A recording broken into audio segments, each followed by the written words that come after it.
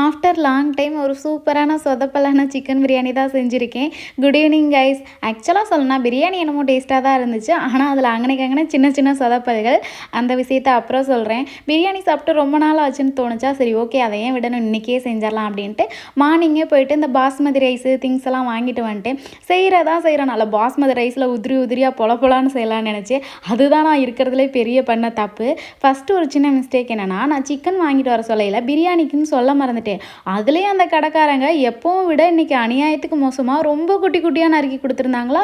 ஃபுல்லாக எலும்பா சின்ன சின்ன எலும்பு துண்டா பிரியாணியில் ரொம்ப டிஸ்டர்ப் பண்ணிக்கிட்டே இருந்துச்சு.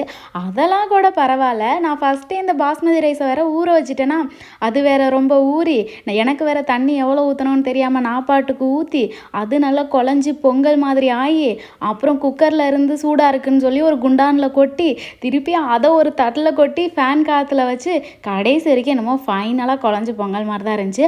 ஆனால் நல்லா ஆறி வரும்போது கொஞ்சம் பரவாயில்லையாட்டம் இருந்துச்சு. அப்புறம் இதெல்லாம் நான் பண்ணேன். இதில் இவ்வளோ சொதப்பல்களுக்கு இடையில் பிரியாணியெல்லாம் வேஸ்ட்டாக போயிருமோன்னு நினச்சிக்கிட்டு நான் வீடியோ எடுக்கவே மறந்துட்டேன் அந்த சொதப்பல் வீடியோலாம் கடைசியாக. ஆனால் எவ்வளோ தான் சொதப்பினாலும் சரி, பிரியாணி என்னமோ கொஞ்சம் டேஸ்ட்டாக தான் இருந்துச்சு.